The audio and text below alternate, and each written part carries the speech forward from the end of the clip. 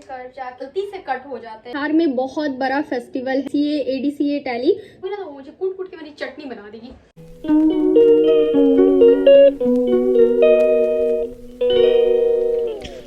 अस्सलाम वालेकुम, it's me Yashu, welcome back to my blog video challenge. Today is Friday and this is my today's outfit. बहुत pretty है, बहुत ही ज़्यादा प्रिटी है। वेलवेट का सूट सेट है बट ये विदाउट दुपट्टा आया है। बट आप इस पे कोई भी पर्पल दुपट्टा या फिर कोई भी गोल्डन दुपट्टा आप ले सकते हो, बिकॉज इस पे गोल्डन का वर्क है, यहाँ बाजू में वर्क है एंड दामन में वर्क है। सो आज अगेन हम लोग ब्लॉग शुरू कर रहे हैं। आज का ब्लॉग में भी थोड़ा सा इंटरेस्टिंग हो सकता है बिकॉज मैं कहीं बाहर नहीं जा रही हूँ। फिर ये मत सोचना कि फिर से यास्मीन चल पड़ी कहीं बाहर। हाँ, एक चीज़ और मैं दिखाना चाह रही हूँ, इधर इधर जो मेरे को दाना आया था वो सारा दाना गायब हो चुका है अल्हम्दुलिल्लाह। Now my skin is fresh. और दाना क्यों आया था? Just because of dehydration. Skin में हाइड्रेशन की बहुत ज़्यादा कमी हो गई थी।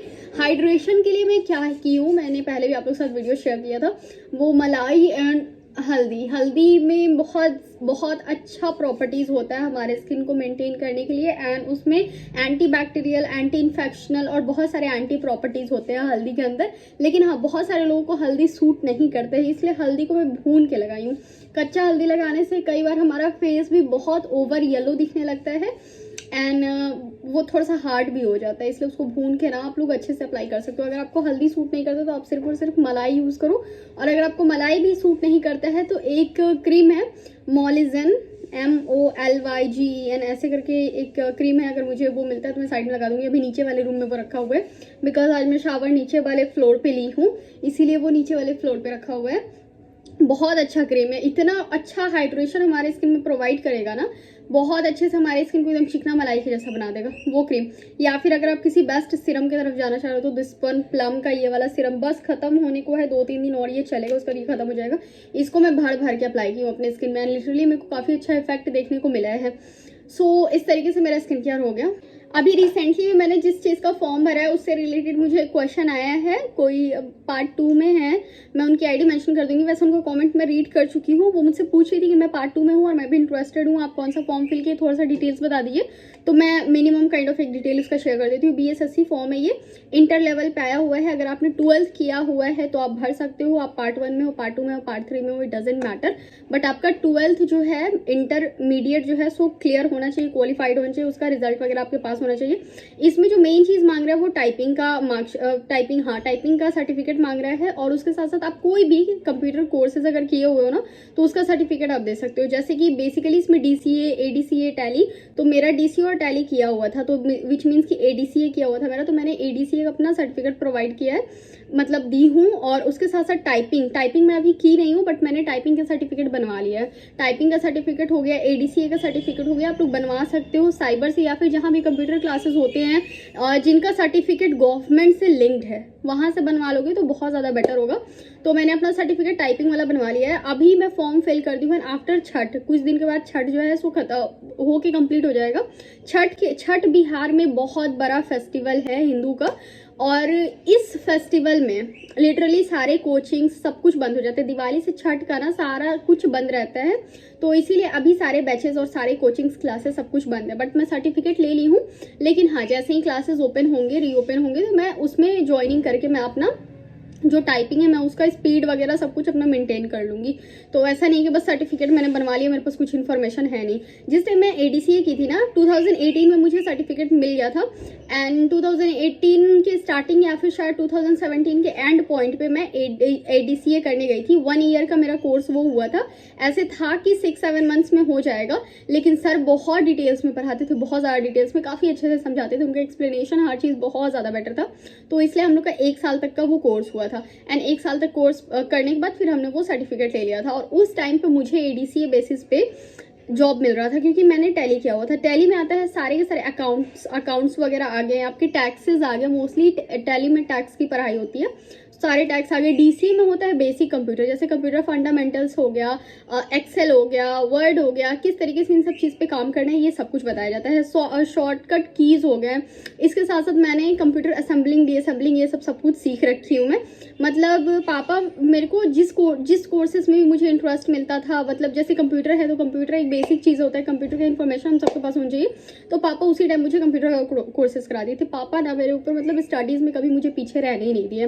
वो तो मेरी मत मारी पड़ी गई थी कि मैं पीछे रह गई। हाँ, अगर आप ये बीएसएससी का फॉर्म भरना चाह रहे हो ना, तो आपके पास कुछ डॉक्यूमेंट्स होने चाहिए, जैसे रेसिडेंसी होनी चाहिए, एनसीएल होने चाहिए, आपका कास्ट सर्टिफिकेट होना चाहिए, और एक और डॉक्यूमेंट होना चाहिए, इनकम करके ऐसे कुछ है। मतलब ये 4 डॉक्यूमेंट्स होने चाहिए। हाँ, अगर आपका कास्ट सर्टिफिकेट, अगर आप ओबीसी, एससी, एसटी इन सब क्राइटेरिया से आते हो तो आपके पास होना चाहिए। अगर आप जनरल से हो, अब जनरल वालों का भी कास्ट सर्टिफिकेट जो है सो मांगा जाता है, तो कास्ट सर्टिफिकेट आपके पास मस्ट है कि होना चाहिए। अगर आपके पास नहीं है, अभी टाइम है, 10 डेज के अंदर जो है सो आ जाएगा, सर्टिफिकेट आपको मिल जाएगा अगर आप साइबर से अप्लाई करते हो तो। और अगर आपको अर्जेंटली 2-3 दिन पहले चाहिए, तो 2-3 दिन के अंदर चाहिए, तो आप जाओ जाकर के जल्दी। ब्लॉक के बाहर में बहुत सारे स्टाफ्स होते हैं, वो लोग थोड़ा सा पैसा ज़्यादा लेंगे आपसे, क्योंकि वो सारे पैसे वो उनकी जेब में जाते हैं, पैसा ज़्यादा लेंगे, लेकिन आपका काम वो 2 दिन के अंदर करा के आपको सारे डॉक्यूमेंट्स आपके हाथ में दे देंगे।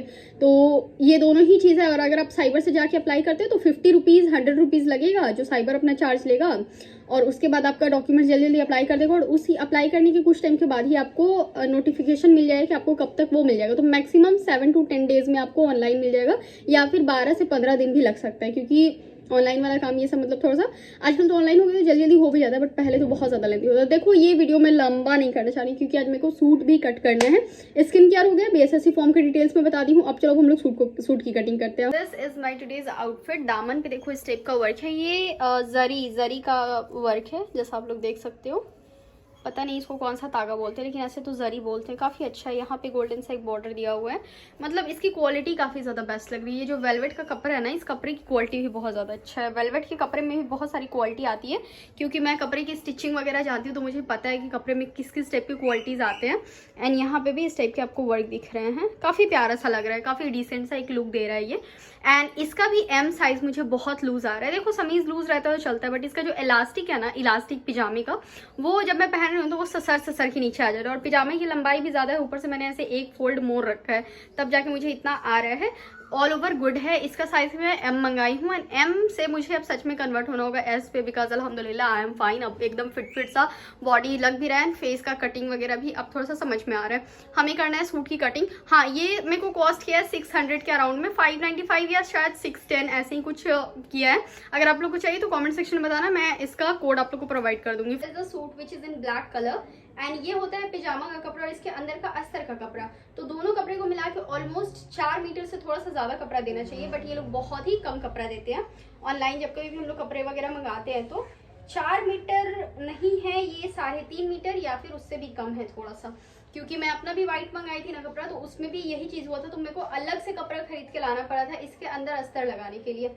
सो बताते हैं कि सेमी स्टिच्ड सूट मिलेगा आप लोग को। और सेमी स्टिच्ड का मतलब मैं बताती हूँ कि ऑनलाइन सेमी स्टिच्ड का मतलब क्या होता है। हाँ, अगर वो पिजामा आपको सिला दे रहे हैं और तब अगर बोले सेमी स्टिच्ड है, आपका पिजामा प्रॉपर सिला हुआ है, तो चलो ठीक है। सेमी स्टिच्ड का मतलब ये होता है कि ये बाजू की बस इतनी सी कटिंग होगी, जिसको पूरा खोल के हमें कटिंग करना होता है दोनों तरफ से। मतलब बाजू इस तरीके से वो लोग पकड़ के अटैच कर देते हैं, सामने से नेक की डिटेलिंग्स वगैरह बना देते हैं। किसी में सेमी स्टिच का मतलब होता है कि नेक की डिटेलिंग्स बनी रहती है काट कूट करके, बट इसमें कुछ भी नहीं बना हुआ है, तो इसको पूरी तरीके से कट करना होगा। सबसे पहले तो यहाँ से हम लोग इसको स्लीव को अटैच, इसको क्या बोलते हैं यार, दोनों स्लीव को साइड करेंगे। साइड करने के लिए यहाँ पे थ्रेड होता है, इसको आप ऐसे करके खींचोगे ना तो खुद ब खुद ही ये अलग हो जाएगा। अलग हो गया, एंड उसके बाद तब जाके फिर हम इसकी कटिंग शुरू करेंगे। इसके अंदर अस्तर दूंगी मैं सेम इसी कपड़े का। उसके पास ब्लैक पिजामे बहुत सारे हैं, तो बोली कि नहीं इस पे ब्लैक पिजामा स्टिच मत कीजिएगा, because I have lots of black pyjamas. In fact हम सबका ब्लैक पिजामा का कलेक्शन होता है, प्लाजो हो गया, स्ट्रेट हो गया, ऐसे हो गया, वैसे हो गया, तो उसके पास भी है। बस इसको इसके अंदर अस्तर डालना है, हम समीज रेडी करना है, फटाफट से रेडी करना है, बिकॉज कल उसे ये चीज पहनना ही पहनना है। अगर मैं नहीं बनाऊंगी ना तो वो मुझे कूट कूट के मेरी चटनी बना देगी। तो इतने टाइम से दी हुई है, मेरी भी मिस्टेक है, एक्चुअली टाइम मिल नहीं पा रहा था, मैं भी थोड़ा इधर उधर में बिजी हो गई थी, बट कोई बात नहीं, देर है दुरुस्त है, आज रेडी कर देती हूँ। इसको सेपरेट करने के बाद this is front section and this is back section. इन दोनों के बीच में भी यहाँ पे थ्रेड से इसको स्टिच किया गया है, तो इसको ऐसे करेंगे ना तो ये निकल जाएगा। दोनों सेक्शन को अलग करके सबसे पहले हम लोग फ्रंट सेक्शन की कटिंग करेंगे, क्योंकि फ्रंट सेक्शन पे वर्क बना हुआ है। अगर फ्रंट बैक दोनों को मिला के अगर हम लोग कटिंग करेंगे ना तो बहुत बार क्या होता है कि वर्क गलती से कट हो जाता है, जिसको हमें करना नहीं है। एंड पहले फ्रंट सेक्शन को अच्छे से मेजर वेजर करके कटिंग कर लेंगे, फिर इसके ऊपर हम लोग रख के इसके बैक सेक्शन की भी कटिंग कर लेंगे। का जो ये इतना वर्क है ये तो निकल जाएगा, क्योंकि यहाँ पे हमें हमारी कटिंग होगी आर्म होल की। सो तो इस तरीके से कट हो जाएगा और ऊपर में जितना भी हमने लेंथ रखना है यहाँ तक मैं रख रही हूँ। और ये ऊपर के कपड़े भी, ये जो एक्स्ट्रा कपड़े ये सारे कट हो जाएंगे। यस, अब हमारी जो ये कटिंग है ये हो जाएगी इस टाइप से। देख रहे हो ना, ऐसे कर्व जाता है बॉडी एंड ऐसे कर्व जाके कटिंग होता है। अस्तर, और अस्तर को उतना फोल्ड करेंगे हम लोग जितना हमारे सूट की चौड़ाई है।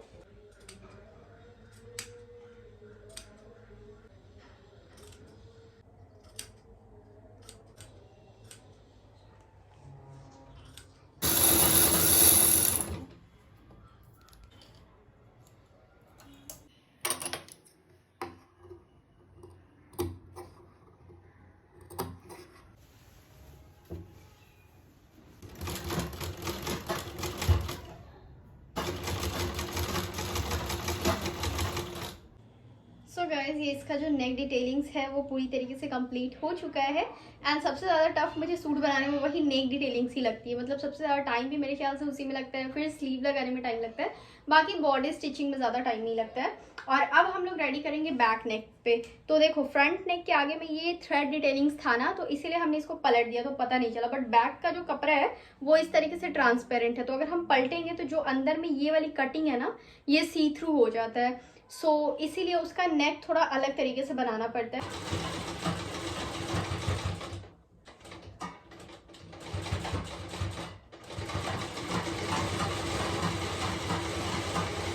स्टिचिंग करते करते यहाँ ईशा का टाइम हो गया था, तो मैं फटाफट से वज़ू करके आई। वज़ू करके आने के बाद मैं आप लोग को यहाँ पे दिखा रही थी कि ये सूट पूरा रेडी हो चुका है, बस और बस इसमें स्लीव लगाना बाकी रह गया है। और इधर से सिर्फ और सिर्फ स्लीव लगेगा। एक्चुअली मेरे पास मेजरमेंट है नहीं, तो मैं किसी तरीके से अपना मैनेज करके बनाते रहती हूँ। एंड इस सूट पर दुपट्टा नहीं दे रखा है, तो मैं इस दुपट्टे को इसके साथ पेयर अप की थी, बिकॉज या it was also looking great. और ये सी थ्रू नहीं है, ये दुपट्टा काफ़ी अच्छे से आप इसे ओढ़ के अपना नमाज भी कंप्लीट कर सकते हो, पढ़ सकते हो, काफ़ी अच्छे से कवर्ड अप कर लेता है। मैं बहुत बार ये सारी चीज़ें नहीं दिखाती हूँ, क्योंकि समझ में नहीं आता कि ये सारी चीज़ें दिखाने का है कि नहीं दिखाने का है। बट ठीक है, आज मैं अपना day to day full on life आप लोग से शेयर की हूँ ना, तो इसलिए मैंने इसको इंक्लूड कर लिया है। आई होप आप लोग अंडरस्टैंड कर रहे होगे। मेरे रूम में मम्मी नमाज़ पढ़ी थी, तो इसलिए मैं बगल वाले जिस रूम में मेरा मशीन है, स्टिचिंग मशीन है, मैं उसी रूम में नमाज बिछा के नमाज़ पढ़ना शुरू कर दिया। पढ़ने के बाद फिर अब आगे देखो। टाइमिंग नाउ इट्स 9:15 और सब कुछ मेरा डन हो चुका है। अभी सूट में सिर्फ स्लीव लगाने बाकी है, बाकी पूरा सूट जो है सो कंप्लीट हो चुका है। This is my velvet outfit. तो इसको भी मैं फट से चेंज करती हूँ, क्योंकि अभी हमें नीचे चल के रोटी बनाना है। देख रहे हो, इस तरीके से मेरा डेली लाइफ जो है चलता है। आज थोड़ा सा एक्स्ट्रा काम था जिसमें सूट स्टिचिंग करना था, बाकी हमेशा भी ऐसे ही बिजी सा शेड्यूल होता है और लास्ट में मैं बहुत ज़्यादा थक जाती हूँ। और आज शूट नहीं हुआ है, प्रोडक्ट्स आके रखे हुए हैं, ब्रांड्स मेल कर रहे हैं, मैसेज कर रहे हैं, और इसी तरीके से कुछ चीज़ें डिले हो जाती हैं। तो थोड़ा सा बुरा सा फील होता है, क्योंकि गंदा इम्पैक्ट पड़ेगा किसी भी ब्रांड पे, तो फिर वो आगे सजेस्ट नहीं करते हैं। ये सारी चीज़ें होती हैं। एंड उसके बाद फिर लास्ट में मैं बहुत ज़्यादा थक जाती हूँ और मैं सो जाती हूँ, क्योंकि सुबह भी मुझे जल्दी उठना होता है। So this is my day to day life schedule. First से चेंज करते, नीचे चलते, रोटी बनाते, फिर आएंगे, फिर उस सूट की स्लीव को कट करके तब उसका स्लीव अटैच करेंगे। सूट को आज एनी हाउ डन करना है। स्लीव में भी एक खुशखबरी और हमें मिल रही है। इतना जो कपड़ा है ना, ये हमारा कम हो रहा है। मतलब इस साइड में हमें ऑलमोस्ट 1.5 इंच का कपड़ा ऐड करना होगा, तो इसको ऐड तो मैं कर दूंगी, बट यहाँ नीचे आते आते यहाँ वर्क है और ये प्लेन हो जाएगा, तो कुछ ना कुछ इसको करके मैनेज करना होगा। दोनों ही स्लीव के कपड़े में इतने इतने कपड़े अटैच होंगे, तब जाके मुझे लग रहा था कि इसका स्लीव का कपड़ा थोड़ा सा कम हो जाएगा, क्योंकि मैं अपना सूट भी स्टिच की थी ना, इसी में का वाइट है मेरे पास, तो उसका भी स्लीव का कपड़ा कम हुआ था, तो उसको भी कुछ इसी तरीके से मैनेज करना पड़ा था। हाँ, जब कभी भी हम लोग स्लीव की पट्टी लगाएंगे ना, तो आगे साइड में लगाना होता है। पीछे साइड में लगाओगे तो वो विजिबल दिख जाएगा, लेकिन आगे की तरफ जब हम लोग पट्टी लगाएंगे ना, जैसे स्लीव बाहीं का आगे वाला पार्ट है, तो वहाँ पे दूसरे लोगों को नहीं दिखेगा, बस आप जब पहनोगे तब दिखेगा, बट सामने वाले को लगेगा नहीं कि आपने कुछ कपड़ा अटैच किया हुआ है। तो इस तरीके से इस कपड़े को मैं अटैच कर दूंगी दोनों स्लीव में। कपड़े मैंने चेंज कर लिए हैं। सो हेयर आया तो ना, चलो नीचे आई आते ही साथ सबसे पहले मैंने दूध बॉईल किया है। वैसे एक बात आप लोग मुझे कमेंट सेक्शन में बताना कि जब कभी भी हम लोग दूध बॉईल करते हैं तो किससे किससे दूध गिरता है। एक्चुअली जब मैं खड़ी होकर देखती हूँ तो दूध बिल्कुल ही नहीं गिरता, और जब जैसे मैं वहाँ से थोड़ा सा पलक झप जाता है या ज़रा सा हट जाती हूँ ना, तो फटफटा करके दूध बॉईल होकर गिर जाता है और मैं बहुत ज़्यादा डांट सुनती हूँ। आप लोग के साथ भी ऐसा होता ही होगा ना, होता ही होगा। फिर अब मैं यहाँ पर रोटियाँ बना रही हूँ। एक्चुअली मेरी रोटियाँ माशाल्लाह काफ़ी अच्छी फूली फूली सी रोटियाँ होती है, बिकॉज रोटी कच्चा नहीं रहने देती हूँ मैं, और रोटी मेरी जलती भी नहीं। जो तवा है ना हम लोग का वो काफ़ी मोटा है, तो एक बार जब वो गर्म हो जाता है फिर उसे लो फ्लेम पे भी हम लोग करके आराम से बना सकते हैं। एंड फटाफट से अपना रोटी वोटी बनाने के बाद फिर लास्टली किचन को साफ़ कर लिया करो, जो भी मतलब इस तरीके से आटा वाटा गिरा रहता है, क्योंकि रात में कभी भी किचन को गंद मचा के नहीं सोना चाहिए। उससे बहुत सारे बैक्टीरिया जो है वो पनपते हैं किचन में, और उसी से हमें बीमारियाँ होती है। यहाँ मैं अपना डिनर लेके जा रही हूँ। सो गाइस, ये देखो स्लीव के आगे साइड में यहाँ पे अटैचिंग लगा है, बस थोड़ा सा ही अटैचिंग लगा है। एंड अब इनके आगे की ऐसे कटिंग हो जाती है दोनों तरफ के फ्रंट सेक्शन की। और अब इधर स्लीव लगा के देखते हैं कैसा लग रहा है। So guys finally the suit is done. Sleeve वगैरह भी हो गया है। देखो यहाँ जो हमने जॉइनिंग करा था ना, ये हमारे अंडर आर्म के साइड में आ गया है। तो फ्रंट जॉइनिंग करते हैं ना तो वो अंडर आर्म की तरफ आ जाता है, तो पता ही नहीं चलता है कि जॉइनिंग है। वही अगर बैक साइड में जॉइनिंग रहता ना तो ईजिली पता चलता है, क्योंकि ऐसे होता है, हाथ ऐसे होता है। बट फ्रंट सेक्शन में इसीलिए हमेशा जॉइनिंग लगाना चाहिए, क्योंकि वो विजिबल नहीं होता है। And this is the kurta. मैंने अपने अकॉर्डिंग थोड़ा सा लूज़ बनाया है, और ज़ैनब को ये फिट हो जाएगा। कल आएगी सुबह सवेरे तो मैं आप लोगों से ज़रूर मिलवाऊंगी, और उसको बोलूँगी भी कि एक बार ट्राई ज़रूर से कर लो। एक्चुअली उसका फिटिंग, उसका मेजरमेंट नहीं है मेरे पास। मैं हमेशा अपने बॉडी के अकॉर्डिंग ही उसका कोई भी आउटफिट स्टिच करती हूँ। सो या here it is, it's done. Let me know in the comment section that how it's looking. Actually this is looking so pretty. And now the time is 11:40। रात के 11:30 बजे तक मैं इसको बनाई हूँ। एंड यही मेरा डे टू डे लाइफ है। इतना ही बिजी मैं रोज़ रहती हूँ और यही सब चीज़ें चलते हैं। बीच के जो गैपिंग्स होते हैं, जब वीडियो में आप लोग साथ शेयर नहीं करती हूँ, 5-6 घंटे के बीच का जो गैपिंग होता है, उन सब के दरमियान में भी मैं काम कर रही होती हूँ। मैं कभी भी दोपहर में नहीं सोती हूँ। मेरा खुद का पर्सनल वर्क इतना ज़्यादा है ना कि मैं किसी को ब्लेम भी नहीं कर सकती हूँ कि किसी और का मैं काम कर रही हूँ। एक्चुअली सारे के सारे काम मेरे खुद के ही होते हैं। सो आई होप आप लोग को ये वीडियो पसंद आया हो, अच्छा लगा हो तो मेक श्योर इसे लाइक शेयर कमेंट ज़रूर से करना। आप लोगों के सजेशन पे, आप लोग की डिमांड्स पे मैंने एक दिन में स्टिचिंग वीडियो भी ले आई और आप लोग के साथ शेयर भी कर दी, और जो भी क्वेश्चंस वगैरह था सबका रिप्लाई भी कर दी। सो आई होप आप लोग को ये व्लॉग पसंद आया हो। अब मैं करूँगी एडिटिंग, विंडोज़ वगैरह बंद करूँगी, कर्टन्स को सही करूँगी, और उसके बाद फिर अपना बेड सही करूँगी। फिर मैं सो जाऊँगी। सोने से पहले मैं बैठूँगी, बैठ करके करूँगी एडिटिंग, जो आज का पूरा व्लॉग है, तभी ये जाके कल आप लोग को मिल पाएगा। एंड कल मॉर्निंग से again I will start a new vlog, because कल आएगी ज़ैनब, वो पहनेगी, उसका expression, learn fun this that, और लाइक या there will be so many things, तो हो जाएगा। ओके, सो आई होप आप लोग को ये वीडियो पसंद आया हो। नेक्स्ट व्लॉग में फिर मिलेंगे। Bye bye.